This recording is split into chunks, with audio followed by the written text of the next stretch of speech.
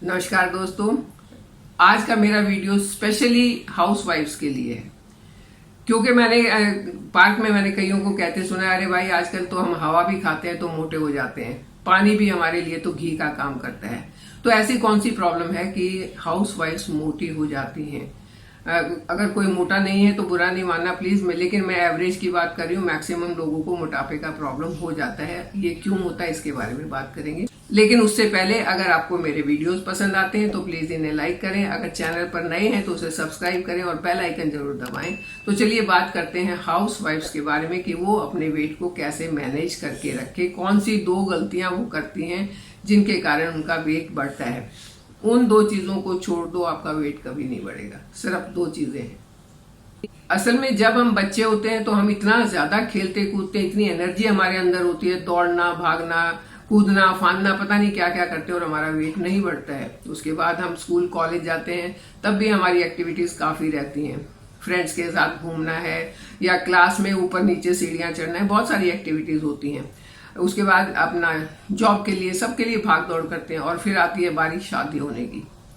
जब शादी हो जाती है तो कुछ दिन चैन से बैठते हैं और वो चैन से जो बैठा जाता है उसमें धीरे धीरे अंदर मोटापा घर करना शुरू कर देता है।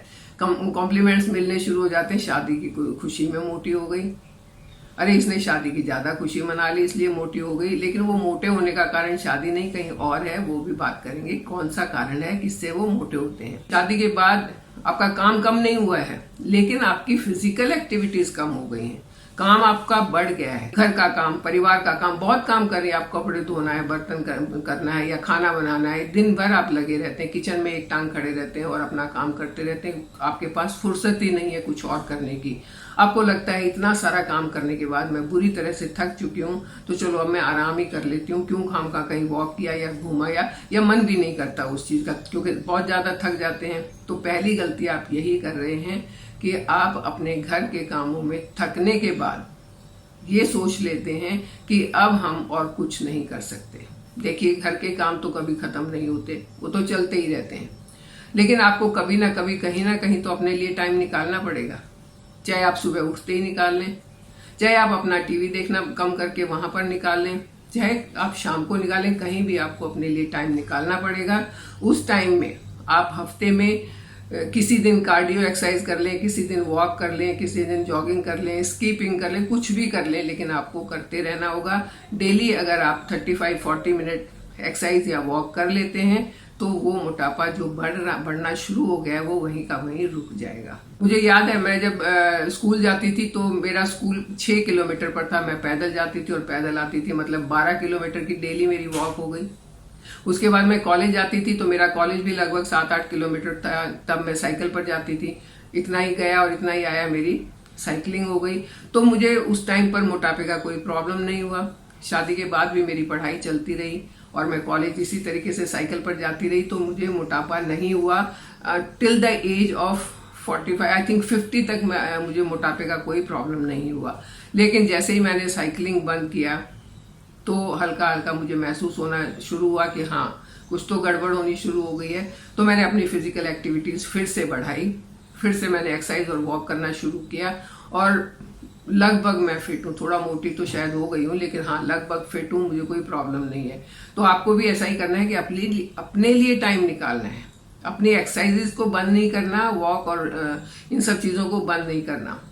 दूसरी गलती जो डाइट की गलती है वो करते हैं। मैंने देखा है कि महिलाओं की एक आदत होती है, बच्चों को अच्छा खिला दो, हस्बैंड को अच्छा खिला दो, हमें मिल गया तो ठीक है, नहीं तो कोई बात नहीं। ये बहुत बड़ी गलती है। क्यों नहीं है कोई बात, शरीर तो आपका भी है ना, उस मशीनरी को भी पूरा खाना चाहिए, पूरे न्यूट्रिएंट्स चाहिए। तो अपने खाने का भी आपको उतना ही ध्यान रखना चाहिए जितना आप अपने बच्चे का और अपने परिवार वालों का रखते हैं। जहां आपने लापरवाही की आपके अंदर डेफिशिएंसी आनी शुरू हो जाएंगी और 40 के बाद तो विटामिन और मिनरल्स की डेफिशिएंसी शुरू हो जाती है लेडीज में। उनमें कैल्शियम की कमी हो जाती है, उनमें आयरन की कमी हो जाती है। जब इन चीजों की कमी होती है तो थकान ज्यादा रहती है, थकान ज्यादा रहेगी, काम और कम होना शुरू हो जाएगा, फिजिकल एक्टिविटीज और कम हो जाएंगी, मोटापा और बढ़ जाएगा। तो आपने नंबर 2 पर डाइट का ध्यान रखना है। अब एक और बहुत इंपॉर्टेंट बात जो मैक्सिमम लेडीज करती है, मैंने देखा है, मैं खुद भी करती थी, अब नहीं करती हूँ।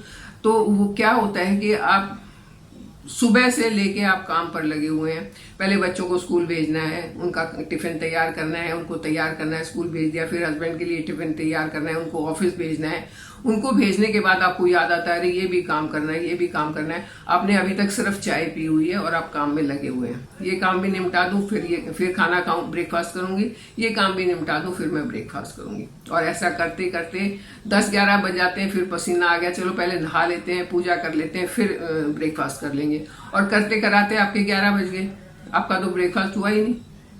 तब तक आपको हल्की फुल्की अगर भूख लगी, आपने एक बार और चाय पी ली। तो ये जो ब्रेकफास्ट आपने स्किप कर दिया और 2 बार चाय पी ली, वो आपको नुकसान करेगी। आपको कभी भी ब्रेकफास्ट स्किप नहीं करना है। मैंने अपना रूल बनाया हुआ है कि मैं 8:15 पर अपना ब्रेकफास्ट कर लेती हूँ। मैं और बाकी नहीं सोचती हूँ, सबका बन जाता है, लेकिन मैं अपना 8:15 पर कर लेती हूँ, उसको कभी मैं स्किप नहीं करती हूँ। तो आपको भी ऐसा ही करना चाहिए, कभी भी अपना ब्रेकफास्ट स्किप मत करो, क्योंकि वो आपके लिए, आपकी सेहत के लिए, सिर्फ आपकी सेहत के लिए नहीं, आपके परिवार की सेहत के लिए भी बहुत इंपॉर्टेंट है। फिर लंच की बारी आती है, बच्चे को लंच दिया। अब बच्चे ने तो पता नहीं स्कूल में कुछ खा लिया होगा या उसको भूख नहीं है, वो मुझे नहीं खाना करके निकल जाता है। आपने अपना खाना खा लिया, लेकिन अब आप सोचते हो कि बच्चे की थाली में भी बच गया, इसका क्या करें, इसको फेंकना थोड़ी है, इतनी मेहनत से बनाया है, तो वो भी आप खा लेते हैं। आपने अपनी कैलोरीज जितनी आपको चाहिए थी वो आपकी प्लेट में थी, आपने अपना खाना खा लिया, तो जो अपने बच्चे का खाना जो बचा हुआ था वो खाया, तो वो क्या हुआ, वो एक्स्ट्रा कैलोरी आपके अंदर गई, और वो एक्स्ट्रा कैलोरी आपके मोटापे को बढ़ाएंगी। तो आप ऐसी गलती भी नहीं करें। हाँ, खाना नहीं फेंकना चाहिए, मैं मानती हूँ, खाने को वेस्ट नहीं करना चाहिए, क्योंकि दुनिया में बहुत से ऐसे लोग हैं जिनको खाना नसीब नहीं होता। हमें ऊपर वाले ने बहुत कुछ दिया हुआ है, हम पेट भर के खाना खाते हैं, उसको वेस्ट नहीं करें। ठीक है, बच्चे ने छोड़ दिया, उसको वेस्ट नहीं करना, आप उसको फोल्ड करके रख दें, शाम को खा लेना, अपना पोर्शन कम ले लेना, उस टाइम उसको खा लेना, लेकिन अभी अपने आप को ओवरलोड मत करो। अगर आपने अपने आप को ओवरलोड किया तो आपका मोटापा बढ़ेगा, हर हालत में बढ़ेगा।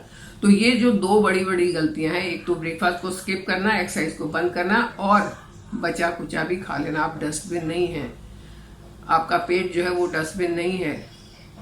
आप उस खाने को खाएं, लेकिन उस टाइम नहीं, आप अपने पोर्शन को कंट्रोल करके बाद में उसको खा सकते हैं। तो अगर आप इन छोटी छोटी चीज़ों का ध्यान रखते हैं तो मोटापा बढ़े ऐसा कोई चांस नहीं हो सकता है।